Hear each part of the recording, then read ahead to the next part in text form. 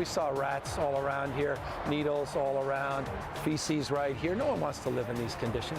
Governor Gavin Newsom starts his day in San Diego. Coming up, my one-on-one interview where he reveals why he chose America's finest city to unveil his plan to help those who are homeless across the state. Just go ahead and get COVID so you can get it over with, right? Wrong. I'm Kirsten Holmes. We talked to doctors about why that is a terrible idea. Plus, as COVID cases rise in San Diego County, the number of new flu cases drops. A suspicious fire at Chairman Fletcher's home. And we'll tell you how to help a child in need by donating your old computer. News 8 at 6 starts now. Governor Gavin Newsom visits San Diego and helps clean up a homeless encampment. Good evening and thanks for joining us tonight. I'm Marcella Lee. I'm Carlo Cicchetto. The governor spoke about his California blueprint, a plan that will include more money than ever to tackle the homelessness epidemic. The governor is proposing an additional $2 billion toward transitional housing, including hotel and motel rooms and tiny homes. Some of that money will also expand immediate access to mental health care. Here in San Diego, an estimated 8,000 people are experiencing homelessness. This morning, I was invited to speak exclusively with the governor one-on-one. I don't think anyone wants to live out in the streets and sidewalks or next to a freeway. Governor Gavin Newsom, alongside San Diego Mayor Todd Gloria, started the morning picking up trash at 17th and G Streets, cleaning up a homeless encampment that a dozen or so people used to call home. We saw rats all around here, needles all around, feces right here. No one wants to live in these conditions. No one does, truly. The governor is adding $2 billion in new funding to fight homelessness to last year's $12 billion effort. He says the money is being used to help people one by one get off the streets. I have a friend who used to be homeless, and he says a lot of people who are homeless don't want the help. They don't think they need the help. How are you going to get to them? Well, I mean, that was the case for 10 people that were in this encampment. 8 of them eventually agreed. It took a few weeks. You got to meet people where they are. I think this notion that we just give up on people because the first interaction they say no is getting in the way of real progress. When you talk about specifics, where did these 8 people go? How do you help them? And who's following their path? Well, this case, we have a nonprofit, a local nonprofit. Brad and his team are remarkable, well established here in San Diego, and they are providing a list of options for folks. He credits the nonprofit CityNet, a group working to end street-level homelessness, for being persistent and helping those who once lived here. You got to be creative, meet people where they are. You have to be stubborn, and we were stubborn. 3 weeks of outreach, 3 weeks, not 3 times in 3 weeks. Dozens of times, and we got here, and now it gives us the opportunity to clean things up. Newsom wants people to know this kind of support from the state is something new. The state's never been involved in homelessness in the past. I mean, I think people need to understand that.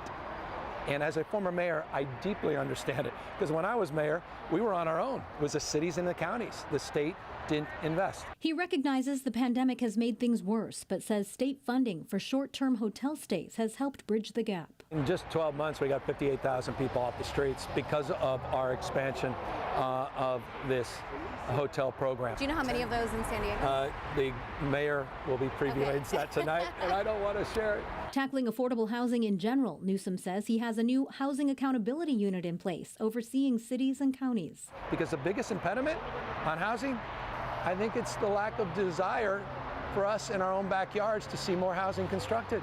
In so many ways, we're our own worst enemy. To critics of his plan to end homelessness, who say it's all too costly and won't work, Governor Newsom says you have to start somewhere. They're welcome to come out here, the critics, and do what we just did.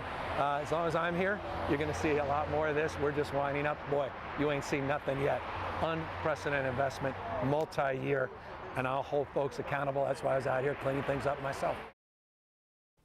So this is the start. This is the first time we've seen Governor Gavin Newsom out on one of these homeless cleanups. Why San Diego? Why is his attention pointed here to kick off this effort? Yeah, he was all fired up, Carlo. I mean, he really was. It wasn't just for the cameras. I mean, he spent about an hour cleaning up trash, really fired up. He says Mayor Gloria is a great partner because Mayor Gloria spent time in the assembly, so he knows how to ask for support from the legislature. And Governor Newsom, as you heard him say, the states never used to get support.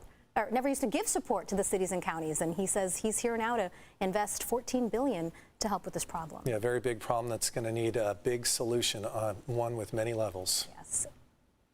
The White House, in the meantime, is increasing its supply of COVID tests to schools nationwide. It will send 10 million tests to schools every month. That includes 5 million rapid tests and 5 million PCR tests. The White House says these additional tests will help keep schools safely open. This all comes as the Omicron variant puts a strain on nearly every aspect of American life. In just 24 hours on Monday, the U.S. saw more than 1.4 million new COVID cases. That is the highest ever.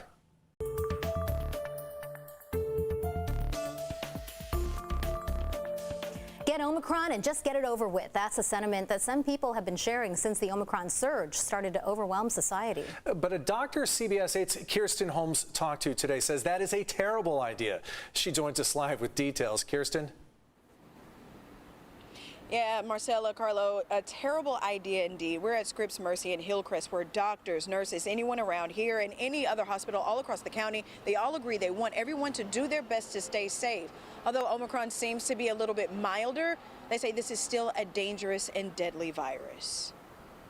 So I've just started feeling back to myself yesterday. It was over 2 very full weeks of feeling the COVID. Darcy Johnson and her boyfriend Matt are just now recovering from COVID. She says the idea of getting the virus just to get it over with is not the way to go at all. You have a job and a dog or a family, kids. I mean, trying to function in everyday life while feeling that way is, it's nothing to play around with. Dr. Jyotu Sandhu says she's right. When people say, oh, let me just get COVID and let me get it over with, well, you're not really getting over anything. You're never fully protected from reinfection. Dr. Sandhu says doctors studying COVID-19 and its resulting variants just don't know enough about the virus yet or the lasting effects like long haul. We have certain people who do have long-term antibodies, but that's not applicable to the general population.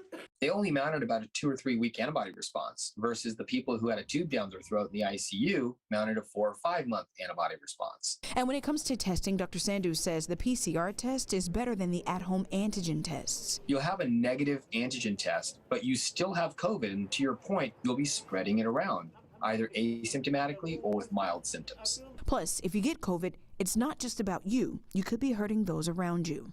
But for every single additional COVID infection, that's one more chance for COVID to change its form. Dr. Mark Sawyer is a pediatric infectious disease expert who says catching COVID will also put kids at risk, especially those who are too young to get vaccinated. But it's only mild until it's not. A small percent of people are still getting very sick and even dying from Omicron, and that includes children. Doctors say catching COVID is not worth the risk, and vaccination, full vaccination, including the booster shot across the board, is the best way to beat the virus. And for people who have had COVID, myself included, will tell you all across the board, it's not something you want to take lightly, and it's not worth the risk. Stay well out there. Back to you, Carlo. Marcella. Thank you, Kirsten, and we're so glad you're back to good health. An independent panel of doctors from the San Diego region met virtually this morning to fact-check COVID misinformation shared during public comment of yesterday's county supervisors meeting. The panel touched on several topics, including what treatments work and what don't based on research. They noted ivermectin is one that does not work. It's hard to believe that it's a very efficacious drug when you have some well-conducted trials out there showing it's exactly the same as placebo. I mean, a drug has to really not be very good. If you have a curve that looks exactly the same as placebo, how does that happen? Well, it happens if the drug is not very potent or not very powerful. Today's full discussion is archived and available for you to watch on the county's website. New tonight, the city of Chula Vista now says it will declare a public health emergency in response to an ongoing sanitation strike. The ongoing strike between sanitation workers and Republic Services has been going on for almost a month.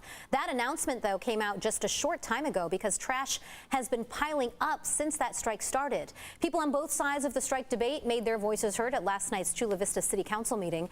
City leaders say rats and vermin are now crawling all over the abandoned trash piles. A public health emergency will clear the way for the city to hire outside contractors to pick up all that trash. Arson investigators are calling an early morning fire at the home of County Board of Supervisors Chair Nathan Fletcher and former state lawmaker Lorena Gonzalez suspicious. Tonight, that family is staying somewhere else because of all the damage to their home. They say they were awakened by their smoke alarms at 4 a.m. and found the whole front of their home on fire. CBS 8's Abby Alford reports.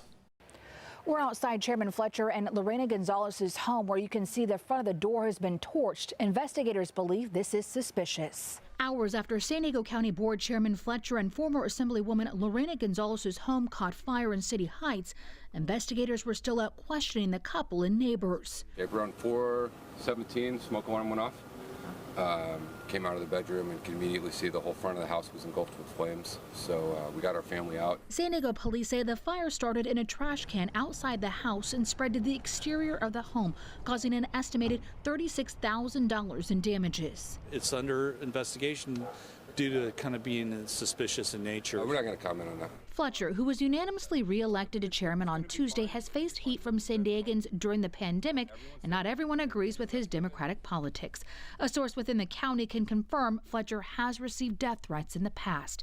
Investigators are combing through the evidence and give us insight into why they believe this was intentional. Based on the front of the house, the time of the day, and that sort of thing, there really wasn't a lot of material up front to me that looked like that it was combustible. Detectives checked with neighbors who had surveillance cameras, and so did we. There's nothing suspicious that stuck out to us. Karina understands that not everyone may agree with her neighbor's policies, but says if this is intentional, it's gone too far. Well, I think it's pretty bad. You know, he's doing his job. You can see Fletcher replaced the American flag that was burned in the fire. It was really sweet. I want to thank the firefighters at 17. As grateful as they are, you can see Gonzalez is overcome with emotion. Everyone's safe, and the rest of it doesn't really matter. And so, you know, we're grateful for that. Just hours after the fire, Fletcher was back at the helm overseeing a county board meeting. I want to thank in particular the San Diego Police Department, San Diego Fire Department for their very swift response. The Metro Arson Strike Team is taking over the investigation to determine how this fire started and if there are any suspects.